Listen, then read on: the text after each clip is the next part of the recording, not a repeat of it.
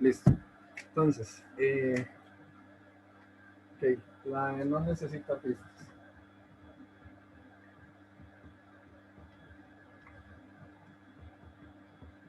Ok, ok, esa era demostrar que, bueno, no, era demostrar una relación entre alfa sub i y una derivada cuando se cumplen los teoremas de dualidad del problema del consumidor. Okay. Bueno, ¿qué era alfa sub i? Alfa sub i lo definíamos como x y marshalliano por P sub i en tren. Es decir, la proporción del ingreso nominal que se dedica al consumo de él y décimo bien. Okay. Y bueno, ¿qué era esto que teníamos acá?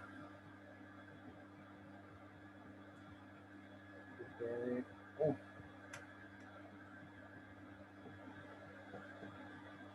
el P sub i, okay. Evaluado en el con U evaluar la función de utilidad indirecta. Okay. Esto era, ¿cómo se llama? Esto era una elasticidad, ¿verdad? Entonces sería la derivada de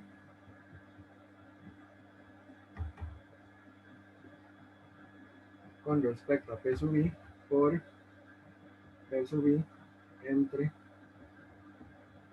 E. Y de nuevo evaluado, U evaluado en la función de utilidad indirecta. Ok.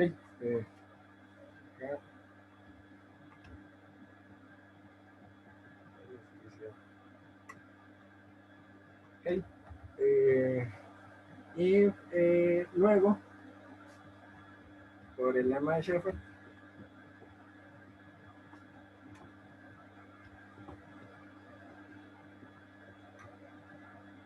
por el lema de Sheffer,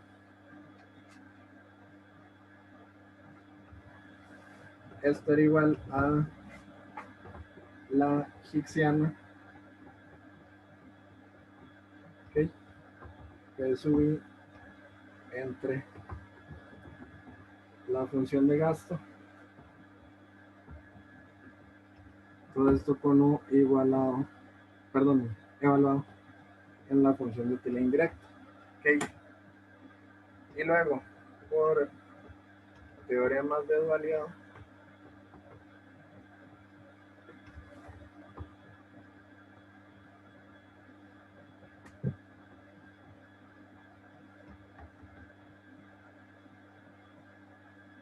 okay, por teoremas de dualidad, esto era igual a la Higksiana, el nivel de utilidad que alcanza eh, es, es un máximo. ¿Cuál máximo en concreto? La función de utilidad indirecta. Entonces, la Higksiana evaluada en la función de utilidad, perdón, la Higksiana sí evaluada en la función de utilidad indirecta, no, a ver, la función de utilidad indirecta evaluada en la Higksiana, ¿qué les da? Les da la Marshalliana. ¿Sí? Porque a fin de cuentas, seguro se acordarán de aquel gráfico que les hice, eh, que a fin de cuentas era exactamente el mismo punto visualizado desde dos puntos de partida, digamos, distintos. ¿Sí? Y entonces, Dave, eh, cómo maximizar la utilidad sujeto a una renta y minimizar el gasto sujeto a una utilidad eran, a fin de cuentas, cuando la función de utilidad era cuasi cóncava, es decir, cuando se cumplían los teoremas de validad, era lo mismo. Entonces, esto que ustedes tienen acá, la función de utilidad, perdón, la función de gasto óptimo, era igual a M. ¿Okay? Y por lo tanto, alfa sub i era igual a la derivada del logaritmo natural de la función de gasto óptimo con respecto al logaritmo natural de P sub i. ¿Sí? Sí, no sé si tienen dudas con esta. Ok, listo. Entonces vamos con la siguiente.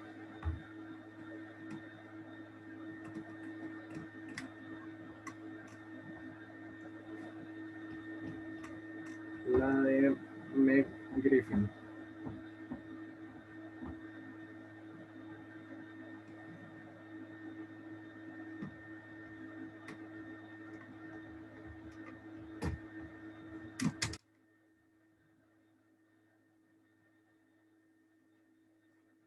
Ok, Meg Griffin.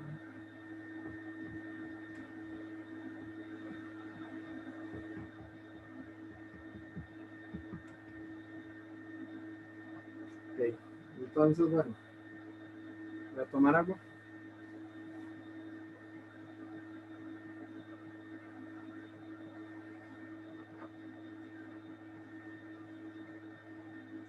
Eh, sí, entonces partíamos de la forma polar de Gordon para la función de gasto. ¿Okay?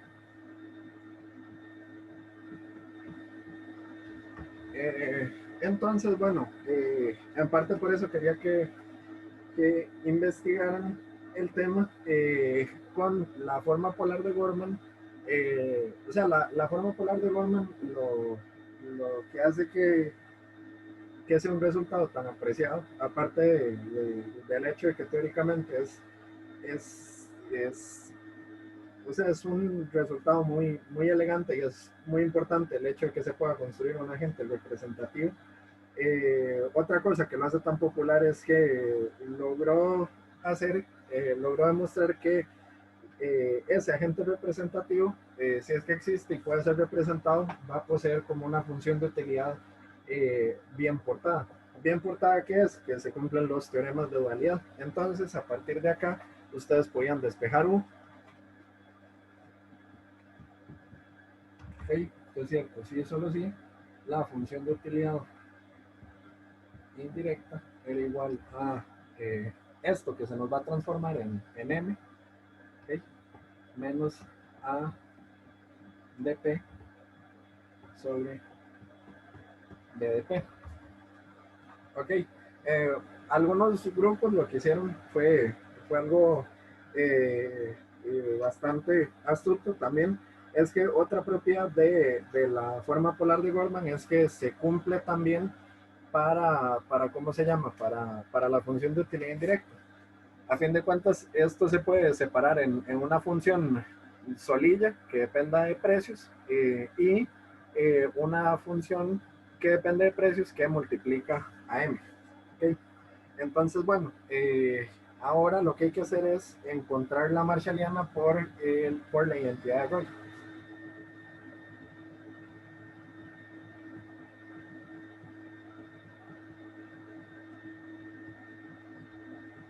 Por la identidad de Roy,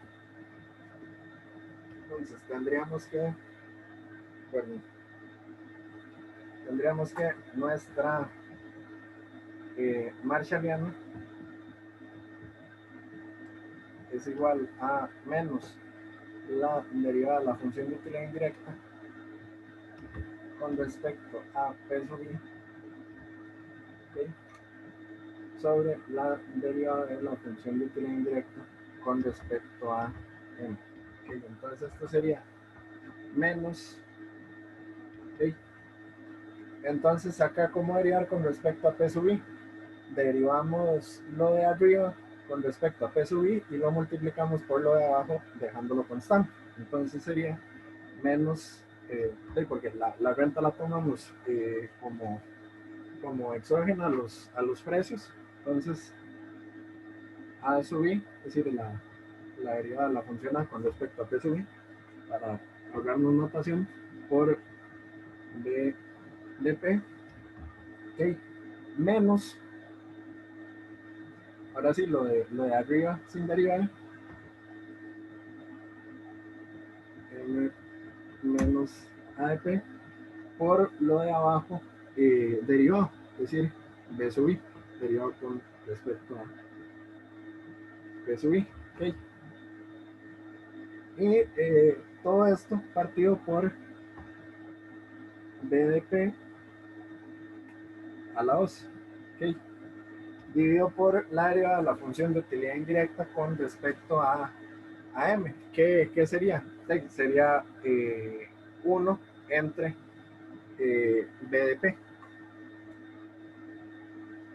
¿Okay? 1 entre BDP. Ok, entonces, bueno, voy a borrar.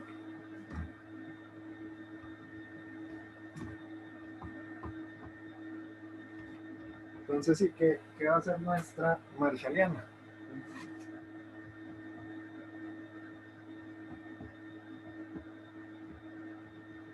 Va a ser igual a, acá esto va a pasar para arriba, ¿verdad?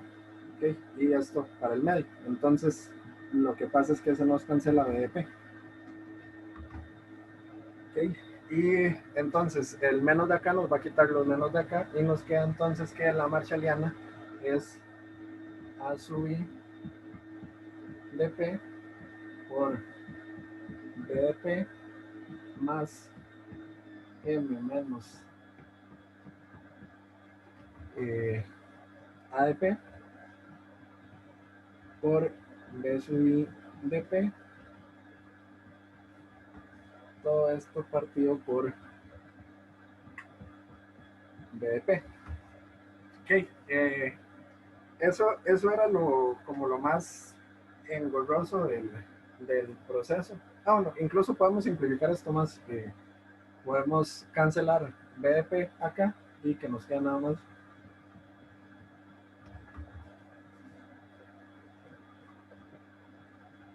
Okay. Okay. Entonces sí, esa es entonces la marshalliana. Eso era como lo más engorroso del proceso. No sé si tengan alguna duda con cómo encontrar la marshalliana, porque el resto van a ser puras cosas que ya conocen, porque es sacar una elasticidad. Entonces ya es algo que conocían de previo. Lo difícil era llegar hasta acá. ¿Okay? Eh, okay. Entonces, bueno, parece que no. Seguimos.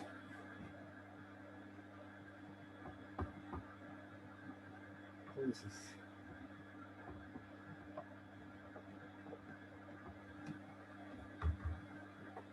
okay. Entonces tenemos que derivar la demanda marshalliana con respecto a M. ¿Okay? ¿Eso a qué sería igual? Eh, eso, eso, perdón, eso sería, vean que acá M está multiplicando a B sub I dp y está siendo dividida por BDP. Entonces, esto no depende de M, esto tampoco. Entonces, lo único que sobrevive sería precisamente B sub I dp entre BDP. ¿Okay? Y ahora, para obtener la elasticidad, hay que multiplicar por M y dividir por la marshalliana. ¿Okay? ¿Qué? Perdón. ¿Qué sería eso? Bueno, de multiplicar por M es multiplicar por M. Eh, y dividir por la marshalliana es dividir por esta magnitud que tenemos acá.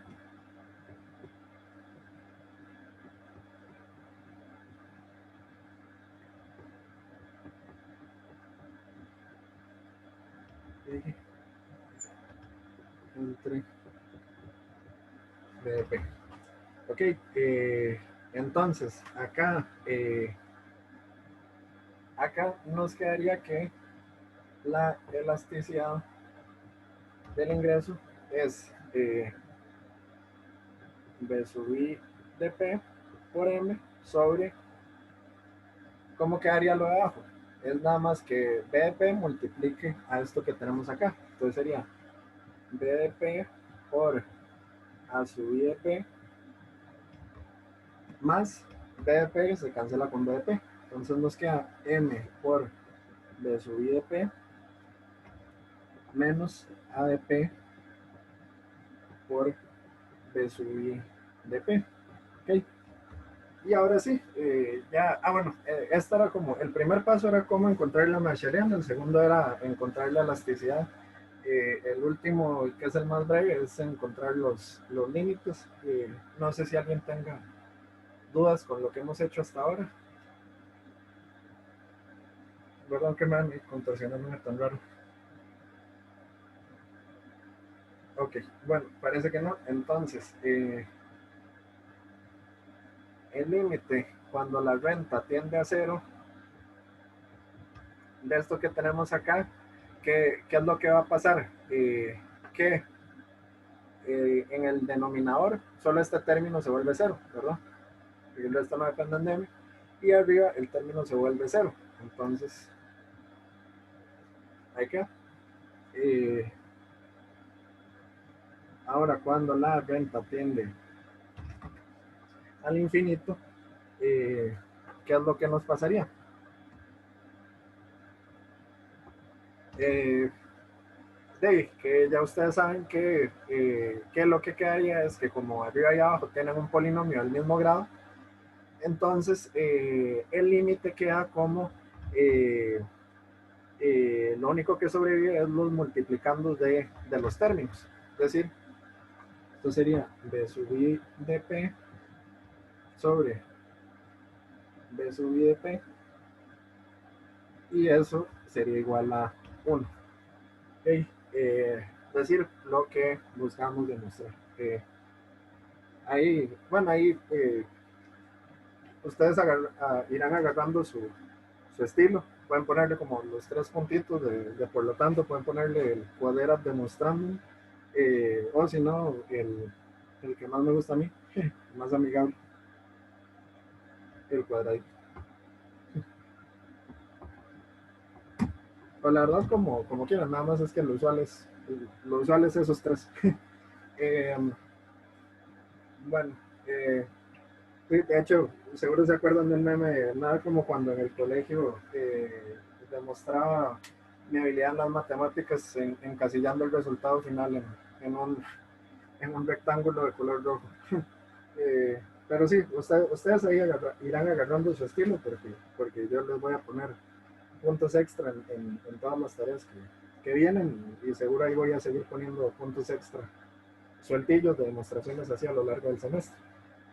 Y bueno, entonces la intuición, que era lo que ocupábamos eh, para terminar de resolver el inciso. La intuición es que cuando su ingreso es muy bajo, usted está consumiendo en su nivel de subsistencia. ¿Okay? Entonces, a fin de cuentas, usted, por decirlo así, usted casi no reacciona usted casi no reacciona a los cambios en la renta. Porque o sea, es como hace unos años que en Nueva Zelanda el aguacate se apreció muchísimo. Entonces, resultó que un problema gigantesco que tuvo Nueva Zelanda por ahí, del 2016 creo que fue que los vecinos estaban muy preocupados porque la gente o sea, los sembradores de aguacate se metían a los patios de las otras personas para, para robárselos. Sí. Entonces, sí, o bueno, también en macroeconomía, el consumo exógeno que menciona Keynes, que bueno, que seguro ya vieron que Kuznets demostró que en el largo plazo no se sostiene. O también un ejemplo como más vacilón. A mí me gustan las batallas de rap, díganme loco, pero me parecen muy vacilonas, las disfruto mucho y me emociono mucho. Bueno, hace mucho tiempo las batallas de rap en Costa Rica como que no eran tan buenas, entonces era eran dos muchachos, entonces como que uno le dijo, yo voy en moto, usted en bicicleta, entonces el otro que era, dice, veía como alguien un poco peligroso, le dice, estoy rapeando, usted es idiota, la bicicleta que me robé de su choza. Entonces digamos que para ese muchacho la bicicleta robada era su, era su consumo de subsistencia. Eh, y bueno, acá qué es lo que sería una ventaja muy grande de la forma polar de Gorman, es que conforme la renta se va expandiendo, para nosotros todos los bienes se van haciendo normales, que es un supuesto bastante útil, y muy poco descabellado el considerar que en la economía, todos los bienes son normales, en general para la gente representativa. Sí, entonces, bueno, ¿y qué era la forma polar de Gorman? Yo ya les hablé mucho a lo largo del semestre, pero bueno, la forma polar de Gorman, las propiedades interesantes que tenía eran esas que les comenté, que tanto la función de gasto como la función de utilidad indirecta satisfacen esto. Eh, el hecho de que Gorman dice que el modo correcto de analizarlo sería como analizarlo en coordenadas polares, precios ingresos. Y ya fuera de lo metodológico, lo importante de la función de Gorman es que este tipo de funciones solventan los cruces de efectos ingresos, que por eso les decía yo que el demostrar la empresa representativa, pues, la existencia de la empresa representativa, a pesar de que es muy útil, muy interesante y tiene muchos usos en los modelos de hoy en día. A fin de cuentas, como no hay efecto ingreso, que es el principal problema para construir el agente representativo eh, en el consumo, entonces es como un resultado menos emocionante. Que, bueno, y entonces sí, en gran medida, Daisy, es que todo lo que yo les he comentado de esta función me lo podían, de este tipo de preferencias me lo podían poner. ¿Qué más? Bueno, que Gorman aceptó que lo que logra que no se crucen los mapas de curvas de indiferencia de unos y otros agentes es como se llama, que está considerando un mapa de curvas de indiferencia particular, porque sería imposible demostrarlo para todos los mapas de curvas de indiferencia. Básicamente está diciendo que eso es, con eso tambalea la macroeconomía moderna, porque las funciones de utilidad se definen a partir de transformaciones monótonamente crecientes de otras. O sea, de mostrar algo para un único mapa de curvas de indiferencia, los, no, por decirlo así, no tiene un peso teórico tan sólido, a pesar de que la mayoría de los modelos de hoy en día se sustentan en esto. Okay. Bueno, no sé si alguien tenga dudas con esto, si no paso a resolver ya lo último. Eh, eh, a ver, entonces, parece que no, que nadie tiene dudas. Eh,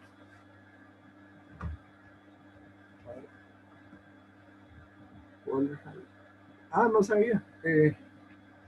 No, muchas gracias, Efraín, por decir que la demostración estaba elegante. Y no sabía eh, que él, que Paul Halmos, la verdad no lo conocía, ni siquiera, eh, que él introdujo el cuadrado negro.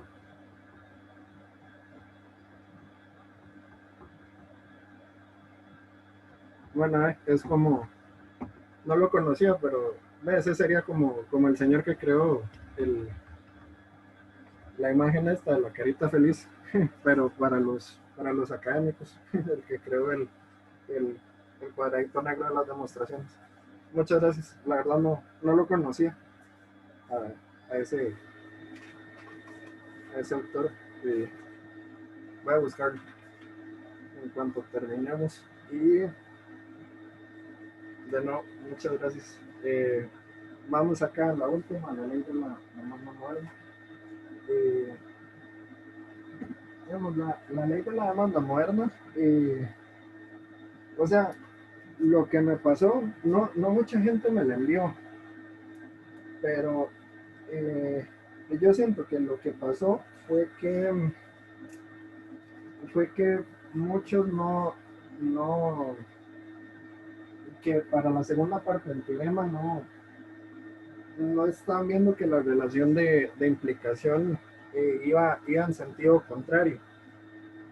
Y también, y también por no verse eso, era que me mandaban mal la pregunta adicional de cuáles bienes no satisfacían la ley de la demanda moderna. Y me decían que eran los bienes Giffen. Y no, más bien, la ley de la demanda moderna lo que hace es ensanchar la perspectiva de la ley de la demanda clásica al, ¿cómo se llama? Al demostrar que los bienes Giffen existen, son teóricamente posibles, pero no son, pero ¿cómo se llama? La segunda parte del teorema, lo que les dice a ustedes es, los bienes Giffen son inferiores. Entonces, no eran los bienes Giffen los que violaban el teorema. Entonces, bueno, vamos. Acá. Ley de la demanda moderna.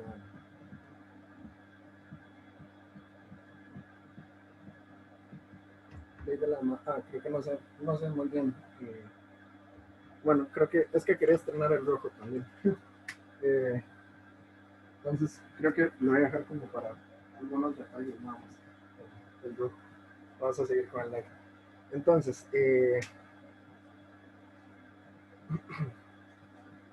de la concavidad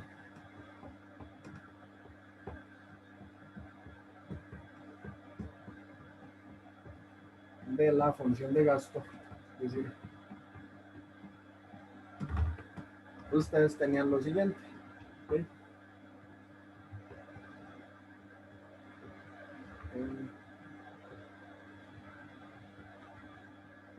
Que su segunda derivada era inferior a cero, de la concavidad de la función de gasto. Se tiene eso, que su segunda derivada es inferior a cero. Ok, y entonces del lema de Shepard, vean que sí, que a fin de cuentas todas las demostraciones que les puse en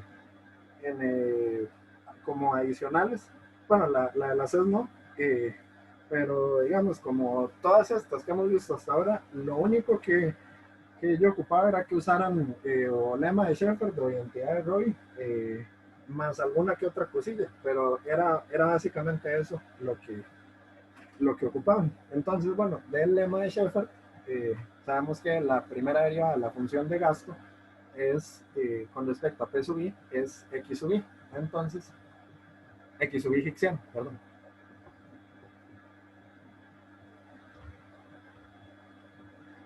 ¿Ok? Es inferior a cero. ¿Ok? Entonces, los efectos sustitución propios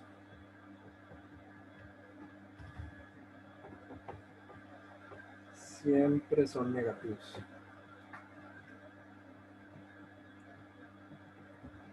Okay. Bueno, esto no, eh, eh, esto, ¿cómo se llama? Esto no mucha gente, uy, se tapa esto. Esto no mucha gente me lo incluyó, eh, pero, pero sí, digamos, esto era como la base del ejercicio. Eh, el demostrar que los efectos de sustitución propios siempre son negativos. Para eso era que yo les puse el consejo de la concavidad de la función de gasto. No sé si alguien tiene dudas con este primer resultado. Para ir a lo siguiente. Teoría axiomática de conjuntos.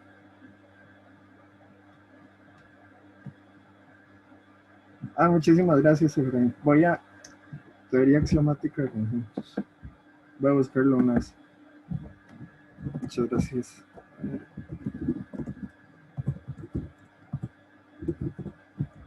Axiomática de conjuntos.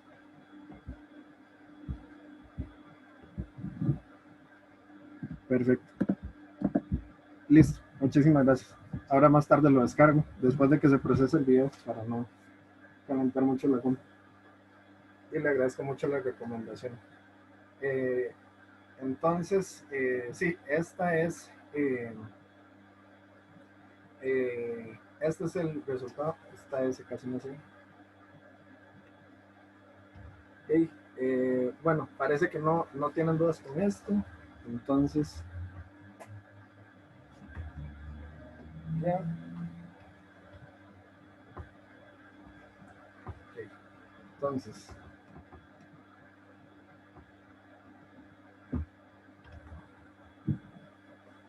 okay, de la ecuación de Slotsky.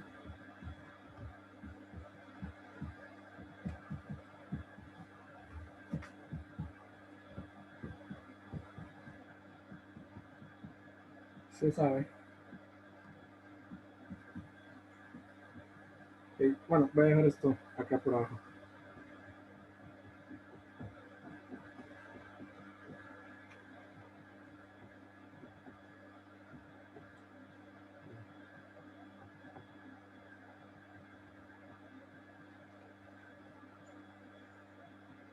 Okay. De la ecuación de Slotsky, ustedes saben entonces que la derivada de la marshaliana con respecto a su precio es igual a la derivada de la higsiana con respecto a su precio menos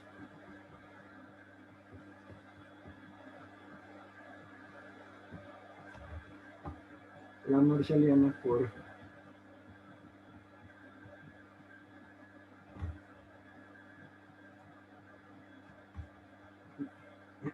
la derivada de sí misma con respecto a M. Ok, entonces, bueno, ¿qué pasa entonces cuando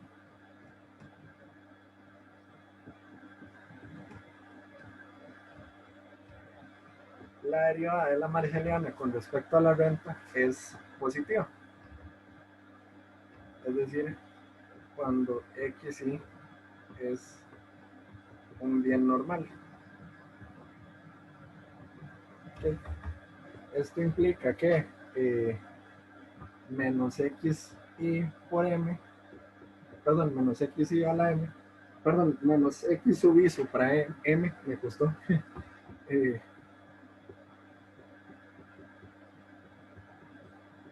derivado con respecto por la derivada de X supra M con respecto a M sea inferior a cero. ¿Por qué? Porque las restricciones de Karush-Tucker nos imponen ya no negatividad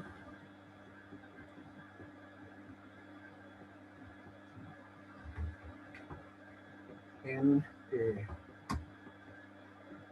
X supra M. ¿Okay? Y entonces,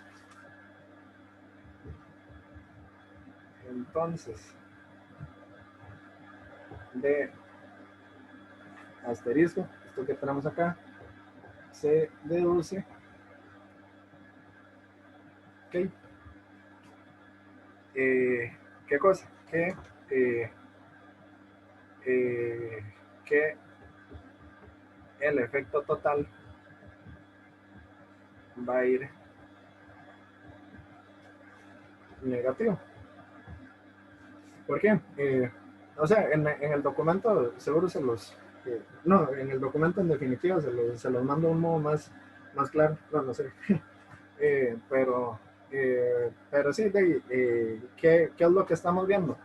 Una magnitud negativa a la cual se le suma una magnitud negativa es una magnitud negativa. Entonces, por lo tanto,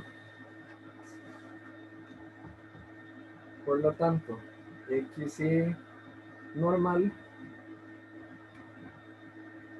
implica efecto total negativo. Ok, entonces sí, esta es la parte que casi que todo el mundo que me lo mandó bien.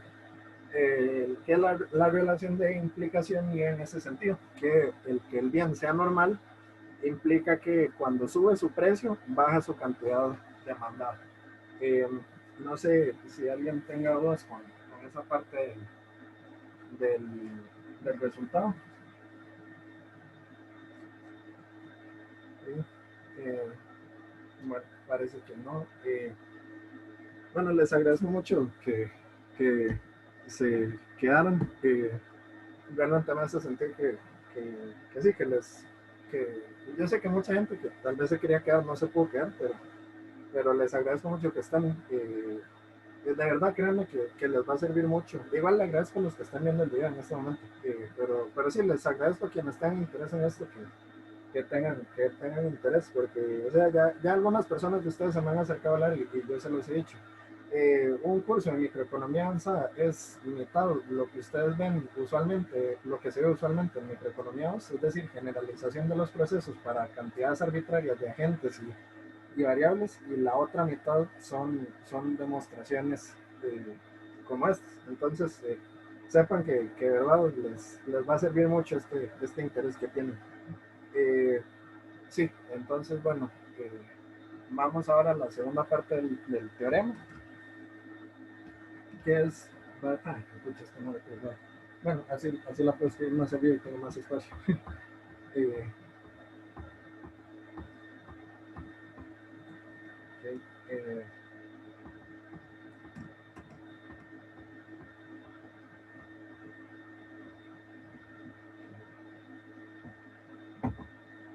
entonces, de nuevo vamos a anotar la ecuación de Slotsky. Eh,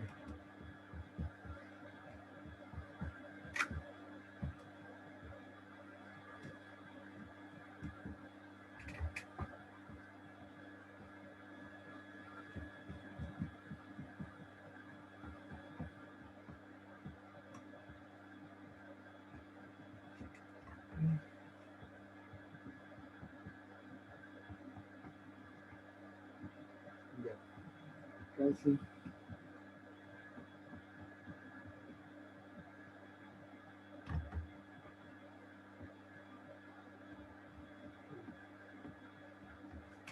Entonces, ahora, ¿qué es lo que hay que demostrar? Que el que esto sea mayor a cero implica que esta derivada acá es menor a cero. ¿Okay? Entonces, sí, vean que era, esa fue como, siento la única confusión que tuvieron muchas personas que me lo mandaron, eh, que lo están viendo al revés y verlo al revés no necesariamente va a ser cierto, porque hay bienes inferiores a los cuales o sea, todos los bienes Giffen son bienes inferiores, que es lo que vamos a demostrar acá, pero no todos los bienes inferiores son bienes Giffen, es decir, no todos los bienes inferiores violan la ley de la demanda clásica. ¿Okay? Entonces, entonces sí, ¿qué sería esto? Okay.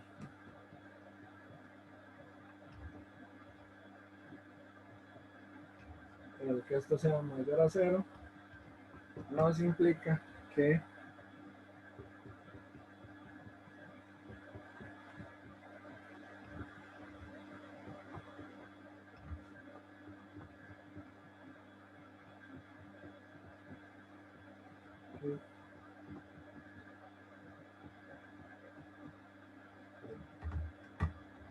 nos implica que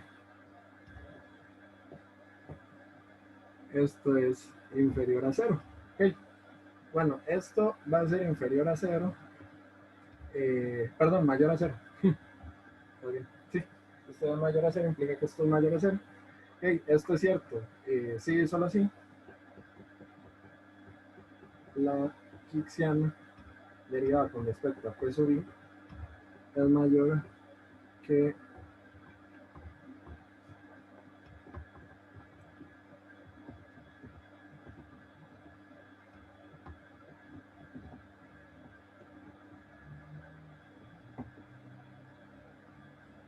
okay, mayor que esta expresión que tenemos acá. Okay. Eh, Ok. Y se sabe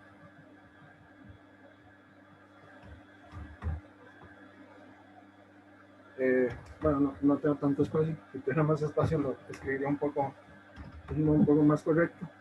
Okay. Como esto es negativo y esto es no negativo, esto es cierto sí, solo sí.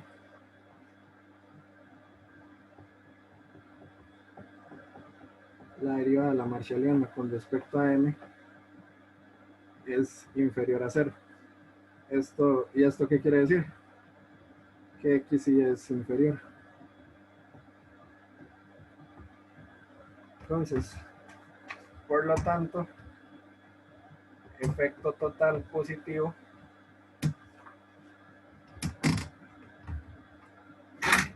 implica x sí inferior. Okay. Sí, entonces vean que lo que se ocupaba, que lo que se precisaba que demostraran era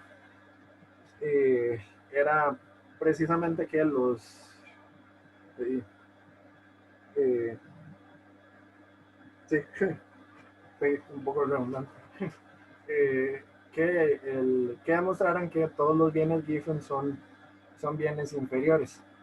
Entonces, ¿cuál era la respuesta para obtener los 2 puntos extra fuera de los 8 que representaba lo que ya desarrollamos acá?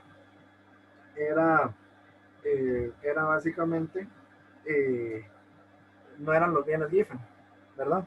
Eran un tipo de bienes que se llaman bienes tipo Veblen.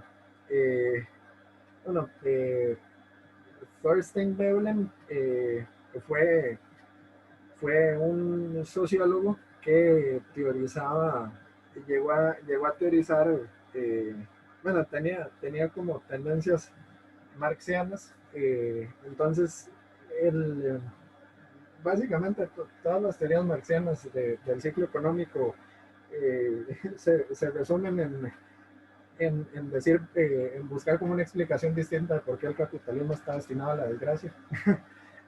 Entonces, la explicación que tenía Thorstein Veblen es que los bienes conforme más se fueran enriqueciendo los más poderosos, las empresas iban a tener más incentivos a producir bienes de consumo suntuario, eh, y por lo tanto dejar de producir mercancías que resultaban útiles a la generalidad de la sociedad. Okay, entonces, ¿qué son los bienes tipo Veblen? Los bienes tipo Veblen no son inferiores, son bienes superiores, son bienes de lujo, pero la particularidad que tienen y la razón, porque a fin de cuentas los bienes superiores son, son normales, porque la derivada parcial de la Marshalliana con respecto a m es mayor a 0, pero ¿por qué es que entonces no se cumpliría la ley de la demanda moderna? Porque a pesar de que son bienes superiores, el mismo hecho de que a usted le genere utilidad de estar comprando algo caro, algo costoso, algo que genera exclusividad, hace que la demanda reaccione positivamente, la cantidad de demanda reaccione positivamente al precio del bien propio. ¿Y por qué es que pasa eso? Porque un axioma fundamental que nosotros consideramos acá, y lo dejamos implícito, es que en las preferencias el individuo solo está considerando las canastas. ¿Okay? Entonces, ¿qué es lo que pasa con los bienes Veblen? Que en los bienes Veblen, la función de utilidad, uno de sus parámetros es el precio del bien Veblen. Entonces, el estar pagando más plata porque algo es lujoso, genera en sí mismo utiles. Entonces sí, eso sería. Eh, Esas eran las 3 demostraciones que tenían que hacer.